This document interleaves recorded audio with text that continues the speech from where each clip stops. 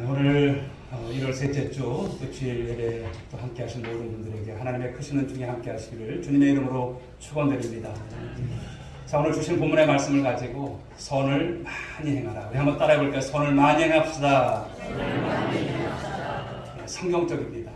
성경이 말씀하고 있습니다. 선을 많이 행하라.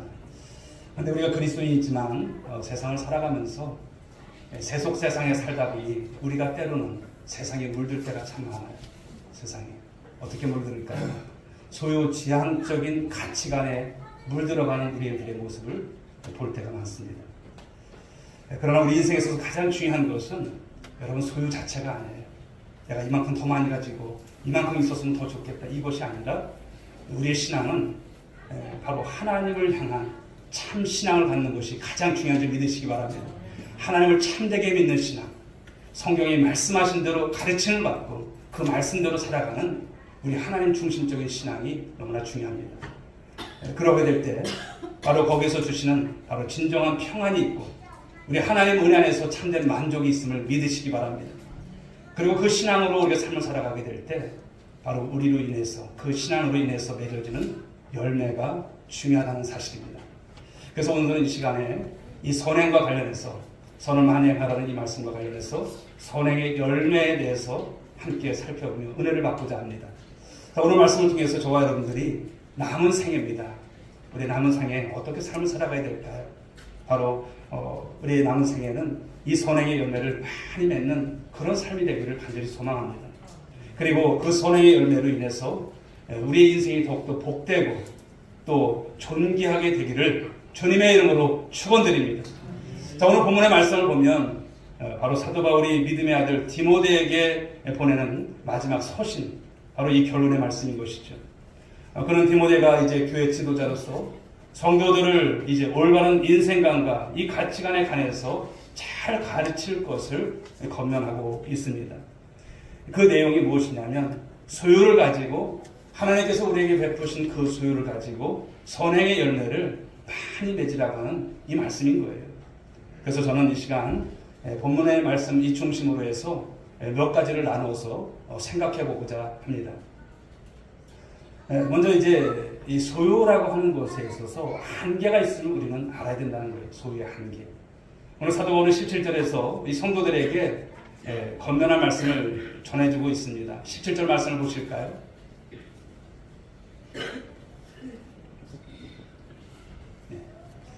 마음을 이제 높이지 말고 정함에 없는 재물에 소망을 두지 말고 이렇게 말씀을 주셨습니다. 사람들은 흔히 소유가 많아지면요 신앙생활 잘할까요? 잘 안 해요.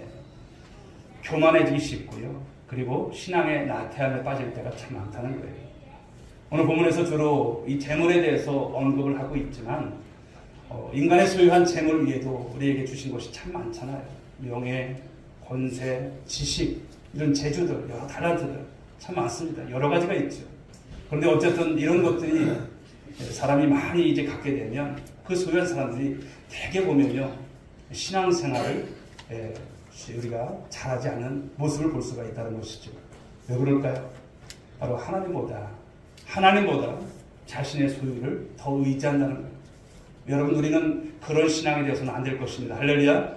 우리는 여러분 하나님께서 주신 것이 감사하고 더 잘하는 신앙, 내가 어떻게 하면 하나님을 기쁘시게 하는 신앙의 삶을 살아갈까를 늘 여러분 생각하시고 그 삶 가운데 승리할 줄 믿습니다. 바울은 세상의 재물을 가리켜서 오늘 말씀을 보니까 뭐라고 표현하냐면 정함이 없는 재물이라고 이렇게 말하고 있습니다. 정함이 없는 재물. 즉 이 말은 어떤 것이냐면 불확실성을 말하는 거예요. 불안정성을 말하는 거예요. 많은 재물이 있어도 여러분 그것이 확실한 것이 아니에요. 오늘 내게 있어서 이런 재물이 있으면 그것이 영원할까요? 영원하지 않은 거예요. 다시 말하면 여러분 세상의 모든 재물이라고 하는 것은 있다가도 없고 없다가도 여러분 있다라고 하는 것을 말씀합니다. 그래서 이런 불확실하고 이 불안정한 것을 어떻게 우리가 신뢰하고 살겠느냐라고 하는 이 말씀인 것입니다. 그렇습니다. 세상의 소유는 어디까지나 고상한 목적을 위한 어떤 수단과 도구에 지나지 않는 것을 믿으시기 바랍니다. 그 자체가, 소유 자체가 우리 인생의 궁극적인 목적과 또 가치가 아닌 거예요. 하나님께서 우리에게 필요해서 주신 것이지 그것을 위해서, 그것만을 위해서 사는 것은 인생에 바르지 않습니다. 특히 모든 사람에게 있어서 소유는 어떤 것이라도 죽음과 더불어 나중에 보면 다 사라지는 것들이 바로 소유라고 하는 것을 말씀하죠. 그래서 오늘 앞에서 나온 디모데전서 6장 7절은 이런 말씀을 주고 있습니다. 디모데전서 6장 7절에서 우리가 세상에 아무것도 가지고 온 것이 없음에 또한 아무것도 가지고 가지 못하리니, 이런 말이에요. 여러분이 이제 그 한자를 보게 되면 공수고라는 말을 여러분 아실 거예요. 아무것도 가지고 온 거 없어요. 갈 때도 가져가지 못해요. 스페인에 이제 그런 속담을 보게 되면 수위에 호주머니가 없다. 그렇죠. 호주머니 없잖아요. 가져갈 것이 없는 거예요. 다 내놓을 겁니다. 하나님께서 부르시는 그날에는 우리가 아무것도 가져가지 못하는 것을 볼 수 있죠. 알렉산더 대왕의 유명한 이야기가 있습니다. 세계를 정복했던 시대의 영웅이었지만 그는 젊은 나이에 유절을 하게 됩니다. 알렉산더는 이제 죽음이 임박했음을 감지한 때에 총애하는 신하에게 한 가지 부탁을 합니다. 내가 너한테 특별한 부탁을 한다네 라면서 말을 해요. 신하는 궁금했습니다. 어떤 말씀을 하시는지. 내가 이제 얼마나 살겠나? 내가 죽으면 자네는 특별한 관을 하나 만들어 주게나. 특별한 관을 하나 만들어 달래요. 그래서 신하는 금에다가 무슨 장식, 금이나 어떤 상아로 만든 관을 상상하며 왕의 말에 내 귀를 기울였어요. 그런데 뜻밖의 말을 이 알렉산더가 합니다. 내가 입관될 관의 양 옆에 구멍을 뚫어주게나. 그리고 그 구멍으로 내 손을 내밀어 보이도록 해주게. 그래서 온 국민이 알렉산더 대왕도 역시 빈손으로 갔다라고 하는 것, 이 사실을 깨우쳐 주게나. 이런 말을 했다는 것입니다. 사랑하는 여러분, 사람이 빈손으로 왔다가 빈손으로 간다는 것은 지극히 단순한 여러분 진리 아니겠습니까? 그런데 많은 사람들이 여러분 이 사실을 새까맣게 모르고 그냥 살아가요. 사람이 이 진리를 기억하면 자신의 실상을 사실은 깨닫게 되죠. 그래서 겸손해질 수밖에 없습니다.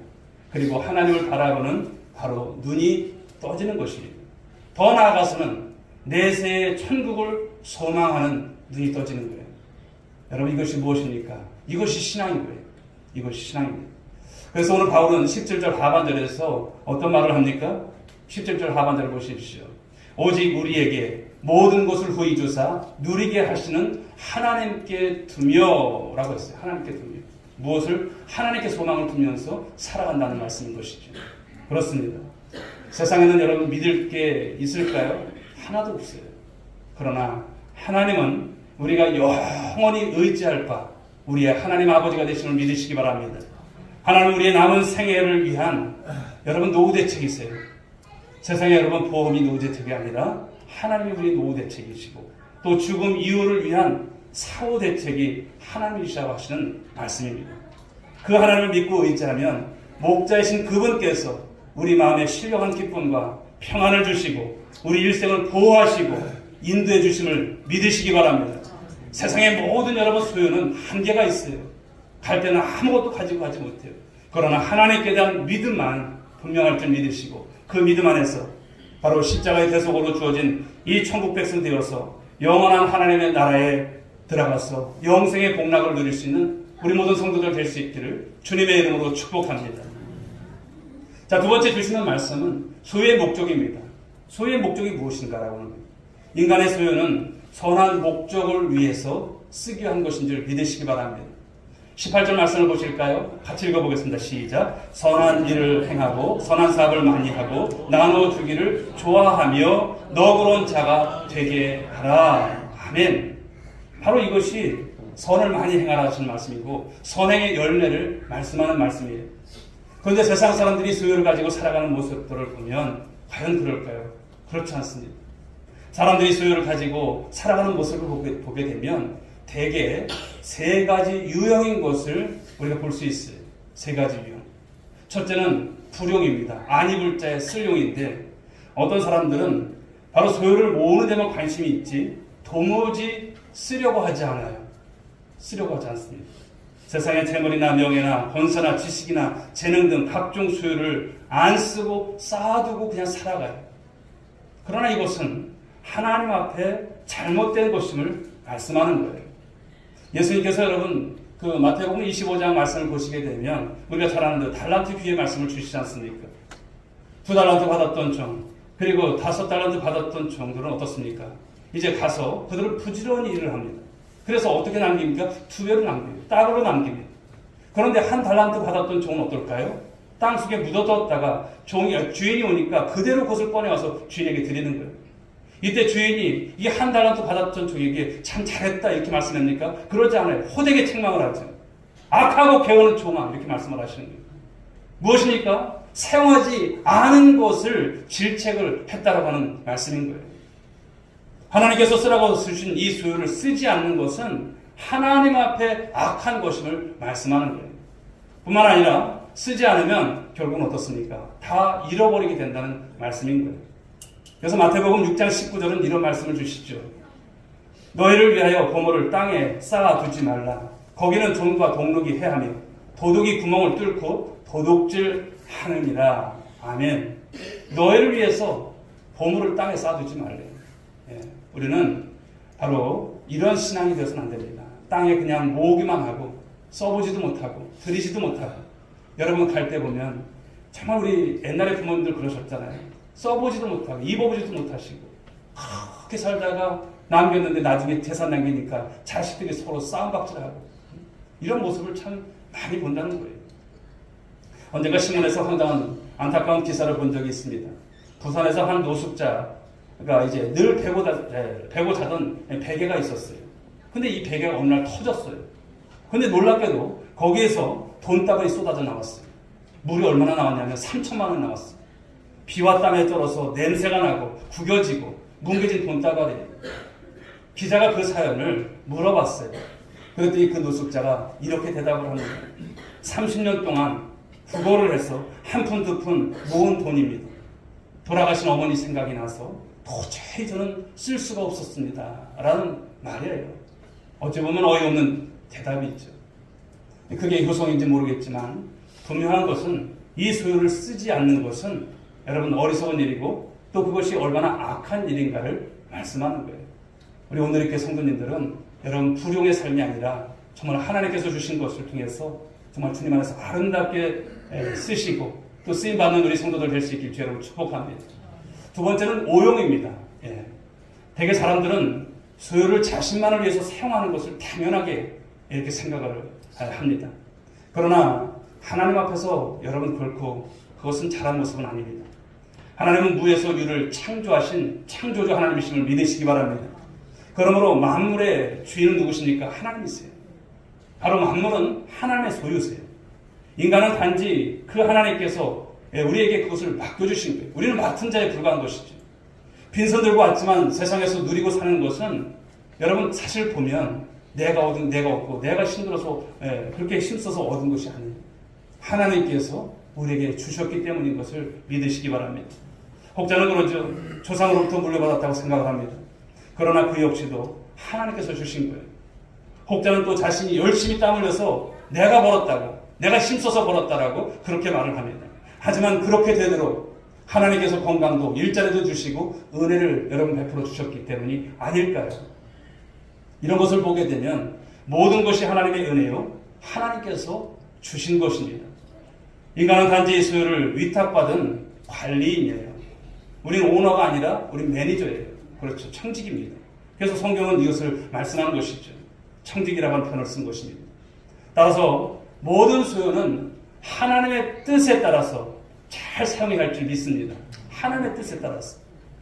누가복음 이제 12장 16절 이하의 말씀을 보게 되면 어떤 이야기가 나오냐면 어리석은 부자에 관한 이야기가 나와요. 어리석은 부자.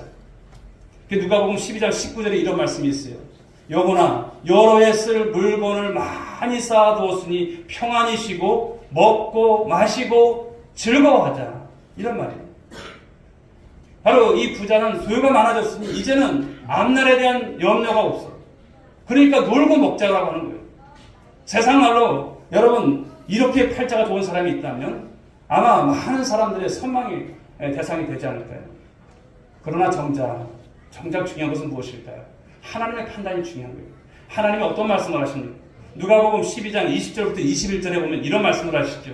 하나님은 이르시되 어리석은 자여 오늘 밤에 네 영혼을 도로 찾으리니 그러면 네 예배한 것이 누구의 것이 되겠느냐 하셨으니 자기를 위하여 재물을 쌓아두고 하나님께 대하여 부유하지 못한 자가 이와 같으니라. 아멘.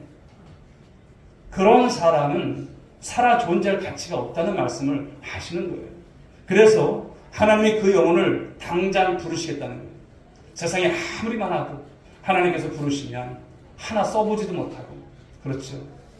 아까워서 여러분 눈을 감지 못하는 그런 모습이지만 갈 수밖에 없는 것이 인생 아닐까요? 엄청난 말씀이, 무서운 말씀인 거예요. 그러므로 사랑하는 성도 여러분, 적어도 하나님을 믿는 우리 그리스도인들은 내 것 갖고 내가 쓰는데 무슨 상관이냐, 이런 말 할 여러분 모습이 되어서는 안 됩니다. 내 것 갖고 내가 쓰는데 네가 무슨 상관이냐, 이것이 아닌 거예요. 이런 식으로 생각하면 안 된다고 하는 것을 말씀하는 거예요. 내 것이 아니라 누구 것입니까? 하나님 거예요. 내 것이 아니라 하나님 것. 우린 여러분 이런 신앙과 이런 신앙관을 가지고 주님 앞에서 오용이 아니라 정말 하나님께서 기뻐하시는 일에 아름답게 쓰임받는 인생들이 될 줄 믿습니다. 세 번째는 선용입니다. 착할 선자에 쓸용이에요. 만물이 하나님의 것이므로 우리는 모든 수요를 누구의 것으로 인정해야 합니까? 하나님 거예요. 하나님 것. 여러분의 몸도 여러분 것 아니에요. 하나님 것입니다. 할렐루야. 여러분들이 평생에 애써서 모은 것도 내가 벌었지, 내 것이지, 너희 무슨 상관이야, 이것이 아니에요. 하나님 거예요. 맡겨주신 거예요. 그러므로 이런 것은요, 하나님의 주권을 인정하는 거예요. 하나님의 것임을 우리가 인정하는 거예요. 하나님의 주권을 인정하는 거예요. 이런 신앙이 있는 사람은요, 삶 속에서 소유를 갖고 어떻게 씁니까? 하나님의 뜻대로 선용한다는 거예요. 이것이 참 바로 신앙의 여러분 증거가 아닐 수 없습니다. 다시 말씀드리면 하나님의 선한 목적대로 소용을 사용하는 바로 선행의 열매를 맺어가는 우리 오늘의 교회 권속들이 될 수 있길 주의로 축복합니다. 여러분 잘 아는 여러분 삭개오 이야기를 아시지 않습니까? 그는 여러분 여리고에 바로 세관장이에요. 당시 이스라엘은 로마의 식민지였습니다. 로마 정부는 이제 세금을 걷어들이기 위해서 유대인 세리들을 고용했어요.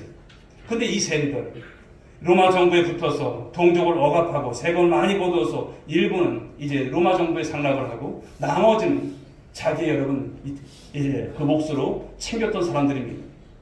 돈을 많이 벌었을 것입니다. 삭개오는 여리고 세무서장으로 돈을 많이 벌었어요. 그러나 어느 날부터인가 이게 아닌데 한편으로 늘 곤고했던 그의 인생이었습니다. 그런 도중에 여러분 누구를 만납니까? 예수님을 만나는 거예요. 그리고 그는 회개하고 예수님을 구세주로 영접을 합니다. 그의 참신앙이 여러분 어떤 증거로 나타났습니까? 누가복음 19장 8절과 9절의 말씀을 보게 되면 삭개오는요, 진심으로 예수님께 회개하고 예수님의 증거, 바로 그의 행위로 통해서 변화된 모습을 보여주는 거예요. 그래서 토색한 것에 대해서 내가 남의 것, 그 사람들의 것을 내가 도둑질한 것들, 세금을 통해서 도둑질한 거잖아요. 내가 4배를 갚게 했고, 또 자기 재산의 절반을 가난한 자들을 위해서 구제한다라고 이렇게 했던 것을 볼 수가 있습니다. 여러분 쉽지 않은 결단이에요. 쉽지 않은 결단. 그런데 그것이 가능했던 것이 무엇입니까? 그의 마음속에 자리 잡은 바로 신앙 때문이 아니었을까요? 이처럼 우리의 여러분 신앙의 증거라고 하는 것은 인격과 행위의 변화를 통해서 나타나야 하는 것입니다. 특별히 자기 소유를 가지고 선행을 행하는 것으로 나타나야 합니다. 그래서 디도서 2장 14절 말씀은 이런 말씀을 주십니다. 그가 우리를 배신하여 자신을 주심은 모든 불법에서 우리를 속량하시고 우리를 깨끗하게 하사 선한 일을 열심히 하는 자기 백성이 되게 하여 하심이니라. 아멘.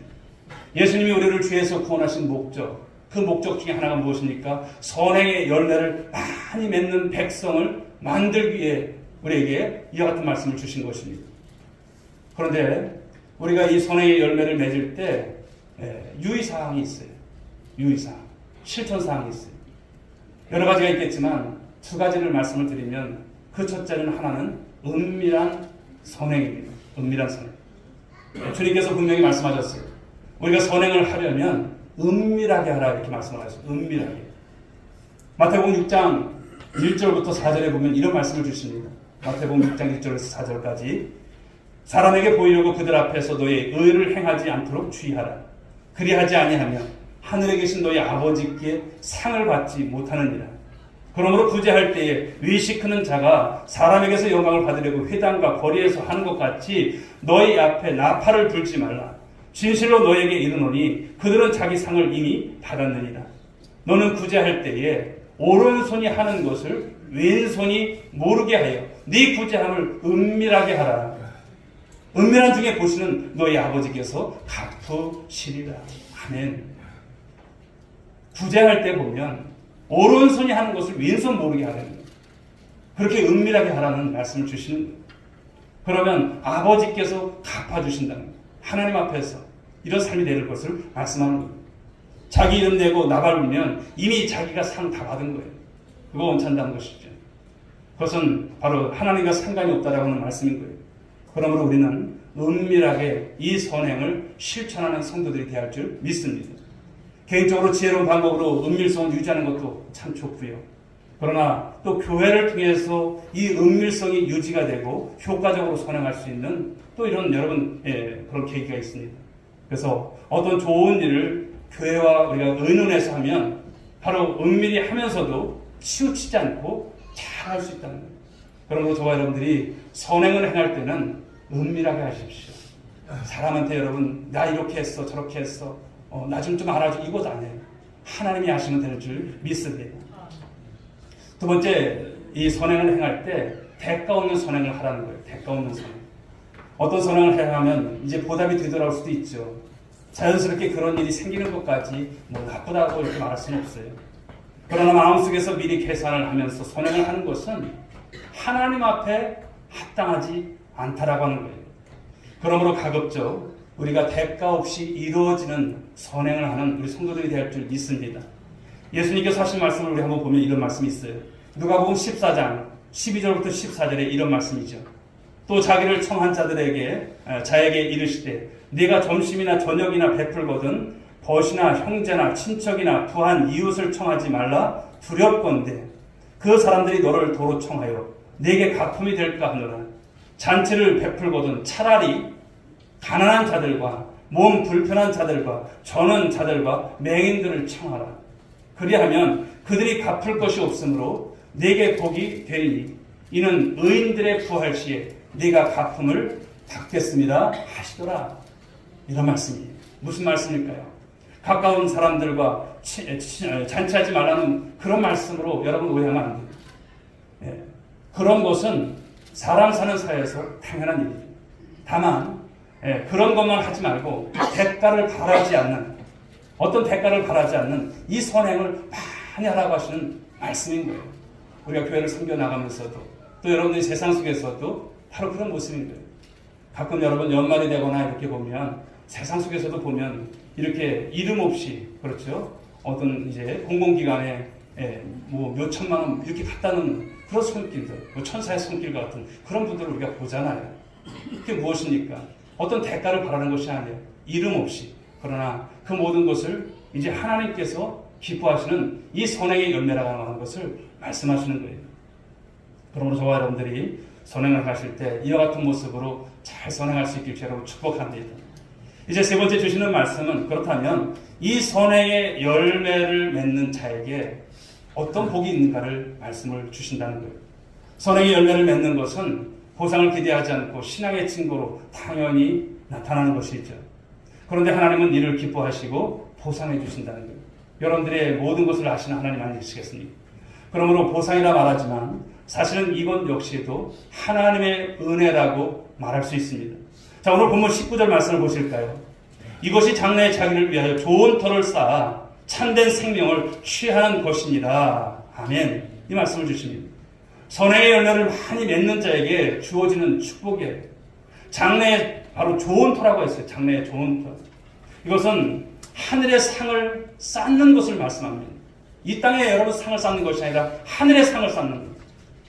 바로 참된 생명을 위한다는 것은 행위로 구원을 얻는다는 의미가 아니고 하늘의 상을 쌓음으로 더욱 영광스러운 이 생명을 누리게 된다고 하시는 이 말씀인 거예요. 성경적으로 보게 되면 하나님의 선한 사업에 충성하는 자들에게 주어지는 복은요, 바로 이 생에서 허락하신 축복이 있고 그리고 내 생에서 허락하시는 상으로 연결되는 것을 말씀하고 있습니다. 먼저 이 생의 축복입니다. 선행의 열매를 맺다 보면 자기의 소유를 많이 쓰게 돼요. 그렇죠. 교회를 섬기면서도 제가 압니다. 그런데 여러분 손해잖아요. 뭐 그것을 바라고 어떤 대가를 바라고 하는 것이 아니에요. 산술적으로 보게 되면 선행을 하게 되면 손해보는 것 맞습니다. 그리스도로 삶을 살아가게 될 때 여러분 우리는 어차피 손해보는 삶인 거예요. 주님께서 우리에게 많은 것을 맡기셨고 주셨고 누리게 하셨잖아요. 갚는 삶인 것이죠. 그런데 그것이 결코 손해일까요? 손해 아닌 것입니다. 하나님께서 축복하셔서 때로는 몇 배로 넘치는 풍요를 경험케 하신 것을 많이 보아왔습니다. 마가복음 10장 29절 30절에 이런 말씀을 주십니다. 내가 진실로 너에게 이르노니 나와 복음을 위하여 집이나 형제나 자매나 어머니나 아버지나 자식이나 전토를 벌인 자는 현세에 있어 집과 형제와 자매와 어머니와 자식과 전토를 100배나 받되 박해를 통하여 받고 내세 영생을 받지 못할 자가 없느니라. 이런 말씀을 주시는 거예요. 하나님은 100배 보상을 주시겠다는 거예요. 성경의 말씀대로 다 보십시오. 손해가 아닌 거예요. 하나님은 여러분 우리가 주님 앞에서 이런 모습으로 드려질 때 성경은 어떤 말씀을 합니까? 30배, 60배, 100배. 반드시 그런 은혜가 있습니다. 며칠 전에도 제가 존경하는 목사님이 또 이렇게 화양중앙교회 관련해서 자신의 간증을 하세요. 우리 교회가 이렇게 어려울 때 우리 교회도 교육관을 줘야 되는데 가지고 있었던 것이 이제 그 얼마가 1,000만 원 정도가 있었는데 참 목사님께서 하나님께서 감동을 주시는 거예요. 그것을 드리라는 거예요. 그래서 당회를 열고 그것에 대해 얘기를 하니까 당회원들이 다 한마음이 돼서 목사님 그거 드립시다. 그래가지고 지금 이제 그 교회가 목사님 돌아가셔서 없어졌지만 청양에 아름다운 교회라고 하는 교회가 있어요. 2011년도입니다. 그때 그 1,000만 원을 드렸는데 사실 하나님께 드린 가운데서 하나님 나중에 어떻게 축복하셨냐면 그 교회가 3억짜리 공사를 그 교육관을 짓게 되는데 3억짜리 교육관을 짓게 돼요. 하나님께서 그 30배 복을 주신 거예요. 1,000만 원 드렸더니 3억을 주신 거예요. 비도 없이 그 모든 교육관을 완공하고 현 성도들이 장로님들도 그런 거예요. 이렇게 어려울 때 하나님께 드렸더니 하나님께서 30배 복을 주셨다고. 목사님 그런 말씀을 하세요. 성경의 말씀 그대로지요. 하나님 앞에 드려질 때 적어도 30배라는 것을 말씀하는 것이에요. 30배, 60배, 100배. 바로 이 말씀을 주시면서 우리 교회 가운데도 이런 은혜가 있기를 또 같이 기도하자라면서 말씀을 하시더라고요. 사랑하는 여러분 그렇습니다. 잠언서 19장 17절에 보면 이런 말씀을 주시죠. 가난한 자를 불쌍히 여기는 것은 여호와께 구워 드리는 것이니 그의 선행을 그에게 갚아 주시리라. 불쌍히 여기는 것, 가난한 자를 불쌍히 여기는 것은요 여호와께 구워 드리는 것이에요. 하나님께 구워 드리는 거예요. 하나님 것인데 하나님 앞에 구워 드리는 그 모습이 되어 주시고 하나님께서 반드시 나중에는 갚으신다는 말씀을 주시는 거예요. 바로 선행의 열매를 기뻐하시는 이 하나님의 마음을 적극 반영한 말씀이 아닐까요? 더 나아가서 선행의 열매를 맺는 자에게는 여러분 무엇이 있을까요? 어떤 축복이 있을까요? 후손들이 잘 되는 축복이 주는 줄 믿으시기 바랍니다. 여러분 본인도 축복을 받겠지만 자손이 받는 축복은 더욱더 여러분 귀하다고 하는 말씀인 거예요. 시편 37편 25절부터 26절에 이런 말씀을 주십니다. 내가 어려서부터 늙기까지 의인의 버림을 당하거나 그의 자손이 걸식함을 보지 못하였도다. 그는 종일토록 은혜를 베풀고 꾸어주니 그의 자손이 복을 받는도다. 아멘. 그의 자손이 복을 받는데 우리 옛말에 여러분 부자 3대 못 간다고 하지만 이와 같은 하나님의 이 부의 법칙을 실천하게 되면 1000대까지 10,000대까지 이어지는 줄 믿으시기 바랍니다. 우리도 우리 자녀들도 이런 원리를 잘 실행해서 이 땅에 사는 동안 늘 하나님의 이 풍요를 체험하시기를 주님의 이름으로 축원드리겠습니다. 두 번째 주시는 것은 내세의 영광이죠. 이 세상에서 부귀영화보다 더 중요한 것은 하늘의 영광인 줄 믿으시기 바랍니다. 우리 마태복음 25장 31절 이하를 보게 되면 양과 염소에 대한 비유의 말씀이 나와요. 자, 임금 즉 예수님이 오실 때 재림하실 때죠. 심판이 있을 것을 말씀합니다. 그때 주님 앞으로 오른쪽과 왼쪽에 각각 양과 염소가 줄을 이제 지어서 서게 되죠. 주님은 양과 염소에게 행위를 갖고 따지는 것처럼 보입니다. 그러나 그것은 단순한 행위가 아니에요. 신앙의 증거로서의 행위를 말씀하죠. 염소가 심판받아서 지옥에 가는 것은 무엇 때문일까? 불신앙 때문인 거예요. 양들이 천국에 가는 것은 그들의 신앙 때문인 것을 말씀하는 거예요. 그런데 그 신앙이 참된 것으로 행위가 따른다고 하는 것을 말씀하고 있어요. 그래서 마태복음 25장 30절에 보게 되면 이런 말씀이 있어요. 이에 의인들이 대답하여 이르되 주여 우리가 어느 때에 주께서 줄이신 것을 보고 음식을 대접하였으며 목마르신 것을 보고 마시게 하였나이까. 이런 말씀입니다. 그러자 예수님께서 이렇게 대답을 하시죠. 마태복음 25장 40절에서 임금이 대답하여 이르시되 내가 진실로 너에게 이르노니 너희가 여기 내 형제 중에 지극히 작은 자 하나에게 한 것이 곧 내게 한 것이니라 하시고, 즉 작은 자 하나에게 한 것이 곧 주님께 한 것이다, 이렇게 말씀을 주시는 거예요. 성도들이 이 세상에 살면서 연약한 이웃들에게 선행을 한 것, 이 모든 것을 주님은 기억하신다는 거예요. 그리고 상을 내리신다는 것을 말씀하는 거예요. 사랑하는 성도 여러분, 우리는 신앙생활을 하면서 반드시 열매를 맺는 신앙이 되어야 할 줄 믿습니다. 그냥 어영부영 살아가지 마십시오. 열매를 맺는 신앙이 되십시오. 한 번 인생입니다. 지나고 나서 내가 그때 맺을 걸, 그때 내가 열심히 좀 할 걸, 여러분 후회하는 인생 되지 마시고요. 열심히 열매를 맺어가는 거예요.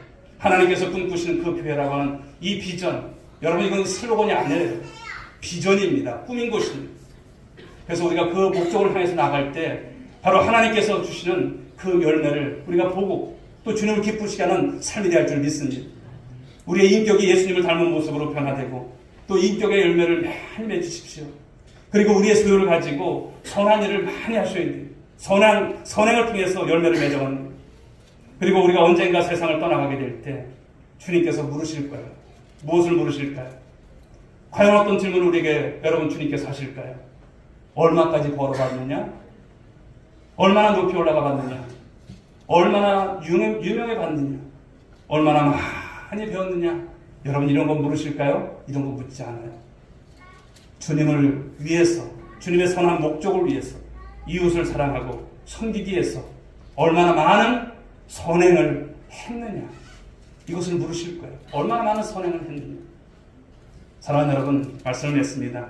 여러분 모두가 오늘도 말씀을 통해서 여러분 부담 아닌 부담으로 여기지 마시고, 어떻게 보면 다 하나님 것이에요. 내 것 아닌 거예요. 그렇죠. 그러므로 저와 여러분들은 바로 이 선행의 열매를 많이 맺어서 바로 남은 생애가 더욱더 주님 안에서 복되시고 언젠가 하늘나라에 갈 때에 정말 주님께로부터 잘했다 칭찬받는, 그래서 하나님께 영광을 올려드릴 수 있는 우리 모든 성도들이 되기를 주님의 이름으로 축복하고 권면합니다. 기도하겠습니다. 하나님 아버지 감사합니다. 오늘도 주신 귀한 말씀, 선행에 대한 말씀입니다만 선을 많이 행하라는 이 말씀으로 받았습니다. 하나님, 우리가 살아가는 모든 삶을 보면 하나님의 은혜이죠. 하나님께서 물질의 근원이시고 모든 것의 주인이심을 믿습니다. 그런데 우리는 하나님 아버지 움켜쥐기는 해도 펴지는 못하는 모습들을 가지고 세속적인 가치관에 매일 때가 참 많습니다. 소유에 집착하면서 하늘의 아버지 주님 상을 바라보면서 살아가는 것이 아니라 땅의 것만을 바라보고 살 때가 참 많습니다. 오늘 말씀을 통해서 이제 깨달은 바, 이제 선행의 열매를 많이 맺는 저들 되게 하여 주옵소서. 무엇보다도 하나님, 우리 화영중앙교회를 생각하게 하시고 그들의 아픔, 그들의 눈물, 그들의 고통을 우리가 듣게 하시고, 또 하나님, 우리가 그들을 위해서 할 수 있는 것이 무엇입니까? 나누는 것입니다. 하나님, 이 은혜가 있게 하시고 이를 통해서 이 생의 아버지 주님 귀한 축복과 또 내 생에 주어지는 귀한 축복을 받는 우리 성도들 되어줄 수 있도록 복내려 주시옵소서. 함께하여 주옵시길 원하며 예수님의 이름으로 기도 올려옵나이다. 아멘. 우리 자리에서 다 함께 일어나시기 바랍니다. 자, 우리 옆에 분들에게 한번 권면하시고 또 축복합시다. 선을 많이 행합시다. 우리 그렇게 살아갑시다. 우리 수능 찬양 드리겠습니다. 주님 다시 오실 때까지.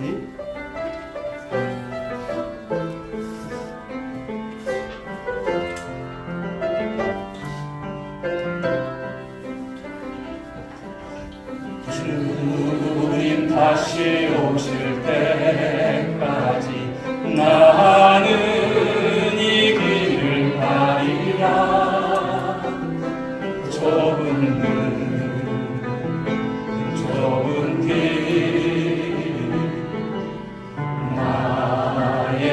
십자가 가지고 나의 가는 이 길 끝에서 나는 주님을 보리라. 영광의 내 주님 나를 맞아주시니. 우리 고백하며 두 손 들고 부릅니다. 주님 다시 오실 때까지 나는 일어나 달려가리라. 주의 영광 온 땅 덮을 때 나는 일어나 노래하리. 내 사모하는 주님 온 세상 거두시라. 내 사모하는 주님 영광의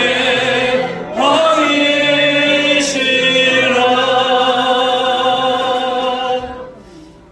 이제는 우리 구주 예수 그리스도의 은혜와 하나님 아버지의 그 크신 사랑하심과 성령님의 감화 감동으로 충만하신 은총이 오늘도 귀한 주일 예배 가운데 귀한 말씀의 은혜 받고 오늘도 선을 많이 행하기로 작정하고 다짐하고 이제 세상 가운데로 향하는 사랑하는 모든 믿음의 권속들 한 사람 한 사람 머리 위에 저희들의 가정 위에 자녀 위에 일터 위에 어디론 가운데 있는 이 나라 이 민족 가운데 열방 가운데 지금부터 영원 무궁토록 함께 있을지어다.